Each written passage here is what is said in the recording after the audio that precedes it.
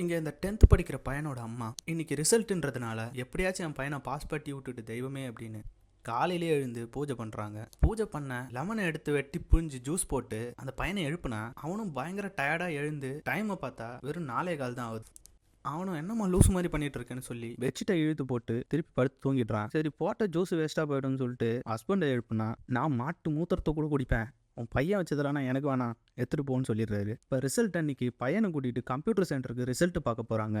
அவங்க அம்மா பையன் பாஸ் ஆயிருப்பானான்ற டென்ஷனில் எல்லாரையும் தள்ளி விட்டுட்டு ரிசல்ட் பார்க்கறதுக்காக போகிறாங்க. அவனுக்கு கவலையே இல்லாமல் வெளியே டீ கடையில் உட்காந்து டீ குடிச்சிட்டு இருப்பான். ஒரு வழியாக பிரிண்ட் அவுட் எடுத்து வெளியே வந்து ஒரு மார்க்காக பார்க்குறாங்க. இருக்கிற 5 சப்ஜெக்ட்லையும் ஜஸ்ட் பாஸாக 35, 36ன்னு வாங்கியிருப்பான். இதை பார்த்து அவங்க அம்மா எக்ஸைட்மெண்ட்டில் கத்த ஆரம்பிச்சிடுறாங்க. இங்கே மார்க் பார்க்க வந்தவங்களும் இன்னும் பையன் ஸ்டேட் ஃபர்ஸ்ட் எடுத்துட்டானா அப்படின்னு கேட்டால் இல்லை என் பையன் பாஸ் ஆகிட்டான்னு சொல்லிட்டு சொல்கிறாங்க. இப்போ அவங்க ஹஸ்பண்ட் கிட்ட போயிட்டு பையன் பாஸ் ஆகிட்டான், மொத்தமாக 200 மார்க் வாங்கியிருக்கிறான்னு சொல்லிட்டு சொல்கிறாங்க. அவர் இந்த மார்க்கை வச்சுலாம் என்னால் இவனை மேலே படிக்க வைக்க முடியாது அப்படின்னு சொல்லிடுறாரு. இதை கேட்டு இவங்க கோவப்பட்டு நீங்கள் படிக்க வைக்கலன்னா என்ன, நான் என் பையனை படிக்க வச்சு IAS ஆக்குறேன்னு சொல்லிட்டு சவால் விடுறாங்க. அடுத்த நாள் இவன் 10th வரைக்கும் படித்த ஸ்கூலில் சீட்டு வாங்கலான்னு போய் கேட்டா அவங்க பிரின்சிபல் மேமும் ஐயோ அவனா இல்லைம்மா வேணாமா வேறு ஸ்கூல் போய் சேர்த்துருங்கம்மா அவனை நீங்கள் அப்படின்னு சொல்லிட்டு சொல்லிடுறாங்க. பையன் கூட ஆட்டோவில் போகும்போது எப்படிம்மா சீட்டு வாங்கினேன் அப்படின்ட்டு கேட்குறான். ஒரு பாய்சன் பாட்டில் டேபிள் எடுத்து வச்சு இதை குடிச்சிடுவேன்ட்டு பிரின்சிபல் மேமையும் பயமுறுத்தி எப்படியோ ஒரு வழியாக பையனுக்கு சீட்டு வாங்கிடுறாங்க. ஆனால் இவன் ஸ்கூலுக்கு போகிறதுக்கு காரணமே பொண்ணுங்களை சைட் அடிக்கிறதுக்காக தான் இருக்கும். எப்படியாச்சும் ஒரு பொண்ணை லவ் பண்ணி அந்த பொண்ணையே கல்யாணம் பண்ணிக்கலாம்னு சொல்லிட்டு தான் இவனுக்கு ஆசையாக இருக்கும்.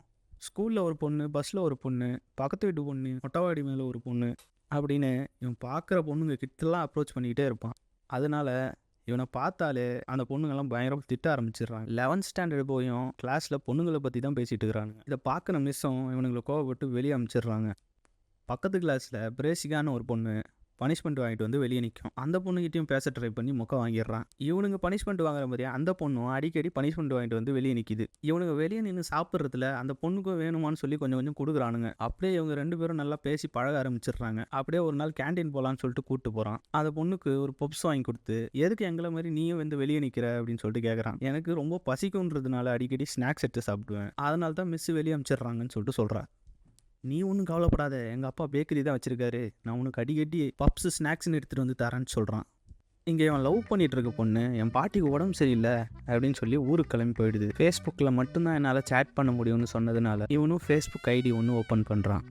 அதே ஸ்கூலில் சேர்ந்த சோனான்ற இவனுக்கு மெசேஜ் அனுப்பு. அது பொண்ணாலாம் இருக்காதரா, எதனா ஃபேக் ஐடியா இருக்குண்டான்னு சொல்லிட்டு சொன்னா அந்த பொண்ணே வந்து இவங்கிட்ட பேச ஆரம்பிக்குது. அவங்கிட்ட திடீர்னு வந்து ப்ரப்போஸ் வேற பண்ணிட்டு போயிடுது. பிரஷிகான்ற பொண்ணு இல்லாததுனால இந்த பொண்ணு கூட ஒரு வாரம் சுற்றிட்டு இருக்கான். திடீர்னு ஊருக்கு போன பொண்ணு திரும்பி வந்துடுறா. இந்த பொண்ணு கூட இருக்கிறதுனால நிறைய பிரச்சனை வருதுன்னு சொல்லிட்டு சோனல்ன்ற பொண்ணு கூப்பிட்டு இனிமேல் நம்ம பேசிக்க வேணான்னு சொல்கிறான். அந்த பொண்ணு என் கண்ணை பார்த்து சொல்லு அப்படின்னு சொல்லி எமோஷனலாக சொன்னதுனால 2 பேருமே கட்டி பிடிச்சிக்கிறாங்க. இப்போ கரெக்டாக அந்த இடத்துக்கு பிரஷிகா வேற வந்து பார்த்துட்டு நீ சரியான பொம்பளை பொறிக்கிட்டான்னு சொல்லிட்டு பலரும் அறிஞ்சிட்டுது. நீ எப்போ என்ன சந்தேகப்பட்டியோ உனக்கும் எனக்கும் ஒன்றும் இல்லை, சோனாக்கு தான் நான் ப்ரப்போஸ் பண்ண போகிறேன்னு திரும்பி பார்த்தா சோனன்ற பொண்ணு இவளோட ஃப்ரெண்டாக தான். இவன் ஃப்ராடா இல்லையான்னு தெரிஞ்சுக்கிறதுக்காக தான் இவளை செட்டப் பண்ணி அனுப்பிச்சிருக்கோம். அந்த இவன் நடு ரோட்டில் மாங்குன்னு அற வாங்குறத அவங்க அப்பா வேற பார்த்துடுறாரு. இதனால் எப்படியாச்சும் அந்த சோனல்ன்ற பொண்ணு பழி வாங்கணுன்றதுக்காக டூருக்கு போன இடத்துல அவனோட ஃப்ரெண்ட்ஸை வச்சு பயங்கரமாக கலாய்க்க ஆரம்பிச்சிடுறான். இதனால் அந்த பொண்ணு தனியாக உட்காந்து அழுதுட்டு இருக்கும்போது கனகான்ற ஒரு பொண்ணு அந்த பொண்ணுக்கிட்ட என்ன ஆச்சுன்னு கேட்குது. பிரவீன் தான் காரணம்னு தெரிஞ்சுக்கிட்டு இப்போ எல்லாரும் முன்னாடியும் அவனை திட்டி விட்டுட்டு என்னையா அசிங்கப்படுத்துறியான்னு சொல்லி எப்படியாச்சும் கனகாவை பழி வாங்கணும்னு சொல்லி கனகாவோட அப்பாவோட ஃபோட்டோவை ஃப்ரெண்ட்ஸ்கிட்ட காமிச்சிட்டு இருக்கும்போது இவன் அவன் ஃப்ரெண்ட்ஸை கூப்பிட்டு கனகாவோட அப்பா ஒரு சொத்தலையா அப்படின்னு சொல்லிட்டு பயங்கரமாக கலாய்க்க வர ஆரம்பிச்சிடுறான். இதனால் அந்த பொண்ணு கிளாஸ்லேயே உட்காந்து அழவ ஆரம்பிச்சிடுறா. கரெக்டாக சார் வேறு வந்துடுறாரு. சாரும் என்ன ஆச்சுன்னு சொல்லிட்டு விசாரிக்கிறாரு.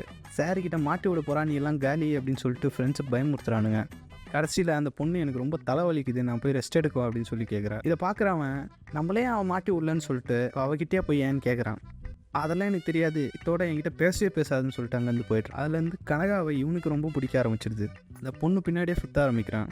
அந்த பொண்ணு வீட்டில் எல்லாருமே வெஜிடேரியன்றதுனால இந்த பொண்ணு சிக்கன் பிரியாணி சாப்பிட ஆசைப்படும். இவனும் ஒரு பிளேட் பிரியாணி வாங்கி அதை எப்படி சாப்பிடணும்னு சொல்லி கொடுத்துட்ருப்போம்.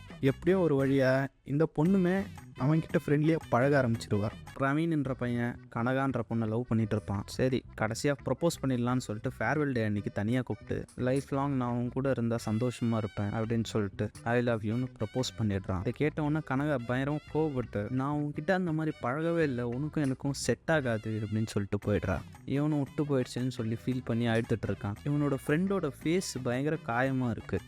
என்னடா ஆச்சு, மூஞ்சி வீங்கிருக்கு, யாரா ஆச்சுதுன்னு கேட்டா கல்ச்சுரல்ஸ் நடக்கிற போது ஒரு கேங் கூட அவனுங்க பிரச்சனை பண்ணியிருப்பானுங்க. அவனுங்க நான் பழி வாங்குறதுக்காக இவனை போட்டு பயங்கரமாக அடிச்சிருப்பானுங்க. இதை தெரிஞ்சுக்கிறவன் பயங்கர வெறியோட ஸ்டெம்பை எடுத்துகிட்டு போயிட்டு அந்த பசங்களை பயங்கரமாக அடிச்சிடுறான். அதை அந்த பொண்ணு கனகாவும் பார்த்துருது. அடி வாங்கின பசங்களோட பேரண்ட்ஸு நாங்கள் போலீஸ் ஸ்டேஷனில் கம்ப்ளைண்ட் கொடுக்க போகிறோன்னு சொல்லிட்டு இருக்காங்க. கரெக்டாக இவங்க அம்மாவையும் ஃபோன் பண்ணி பிரின்சிபல் ரூம் கூப்பிட்ருப்பாங்க. நான் உங்கள் பையனை அப்பயே ஸ்கூலில் சேர்க்க மாட்டேன்னு சொன்னேன், இப்போ பாருங்கள் என்ன பண்ணி வச்சுருக்கான், இவனுக்கு நான் டிசி கொடுக்க போகிறேன்னு சொல்லிட்டு சொல்கிறாங்க. இதனால் அவனோட அம்மாவும் தயவு செஞ்சு அது மாதிரி பண்ணாதீங்க அப்படின்னு சொல்லி காலை பிடிச்சி கெஞ்ச ஆரம்பிச்சிடுறாங்க. இந்த அதிர்ச்சியிலேயே அவங்க அம்மாவுக்கு மைல்டு ஹார்ட் அட்டாக் வந்துடுது.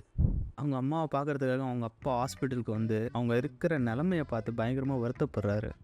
எல்லாத்துக்கும் காரணம் நீ தானே, இனிமேல் என் மூஞ்சிலே முழிக்காத, அவளை நீ பார்க்கவே வரக்கூடாதுன்னு சொல்லிட்டு ஓங்கி அரைஞ்சிடுறாரு. அதுக்கப்புறம் ஒய்ஃபை கூட இருந்து இவரே பார்த்துக்கிறாரு, பையனுக்கு கிட்டவே விடலை.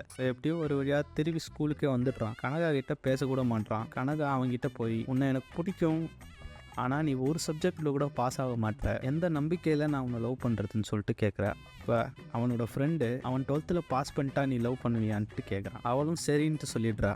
அதுலேருந்து அவன் முழுசாக சேஞ்ச் ஆகி பயங்கரமாக எக்ஸாமுக்காக இறங்கி படிக்க ஆரம்பிச்சிடுறான். இதை பார்க்குற அவங்க அம்மாவும் ரொம்ப சந்தோஷப்படுறாங்க.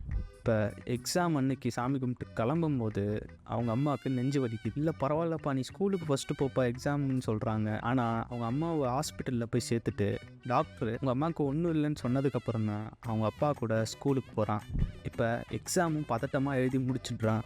இப்போ கொஞ்ச நாள் கழித்து 12th எக்ஸாமோட ரிசல்ட் வருது. அவங்களும் ஃபேமிலியோடு கிளம்பி ரிசல்ட்டை பார்க்கலான்னு சொல்லிட்டு ஸ்கூலுக்கு போகிறாங்க.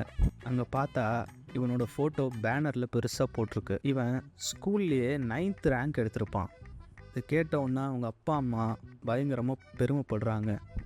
அப்படியே பேனர் முன்னாடி நின்று ஃபோட்டோலாம் எடுத்துக்கிறாங்க. இப்போ கனகாவும் இவனை தனியாக கூப்பிட்டு ஐ லவ் யூன்னு ப்ரப்போஸ் பண்ணுறான். இவன் நல்லா படித்ததுக்கே காரணம் அவங்க அப்பா அம்மாவாக தான் இருப்பாங்க, அவளுக்காக அவன் படிச்சிருக்க மாட்டான். இதே நான் 12th எக்ஸாமில் ஃபெயிலாக இருந்தேன்னா நீ என்கிட்ட வந்து பேசியிருக்க கூட மாட்டேன். ஆனால் எங்கள் அப்பா அம்மா நான் தான் முக்கியம்னு சொல்லிட்டு என் கூட நின்று இருப்பாங்க, எனக்கு அவங்க தான் முக்கியம்னு சொல்லிட்டு அவகிட்ட தேங்க்ஸ்னு சொல்லிட்டு அங்கேருந்து போயிடுறான். இந்த மாதிரி வீடியோஸ் வேணும்னா சேனலுக்கு சப்ஸ்கிரைப் பண்ண மறந்துடாதீங்க. ஃபுல் வீடியோவும் பார்க்கணுன்னா கீழே இருக்க லிங்க்கை தொட்டு பாருங்கள். தேங்க்யூ. இந்த மாதிரி வீடியோஸ் வேணும்னா சேனலுக்கு சப்ஸ்கிரைப் பண்ண மறந்துடாதீங்க. ஃபுல் வீடியோவும் பார்க்கணுன்னா கீழே இருக்க லிங்க்கை தொட்டு பாருங்கள். தேங்க்யூ. என்கிட்ட வந்து பேசியிருக்க கூட மாட்டேன். ஆனால் எங்கள் அப்பா அம்மா நான் தான் முக்கியம்னு சொல்லிட்டு என் கூட நின்று இருப்பாங்க, எனக்கு அவங்க தான் முக்கியம்னு சொல்லிட்டு அவகிட்ட தேங்க்ஸ்னு சொல்லிட்டு அங்கேருந்து போயிடுறான். இந்த மாதிரி வீடியோஸ் வேணும்னா சேனலுக்கு சப்ஸ்கிரைப் பண்ண மறந்துடாதீங்க. ஃபுல் வீடியோவும் பார்க்கணுன்னா கீழே இருக்க லிங்க்கை தொட்டு பாருங்கள். தேங்க்யூ.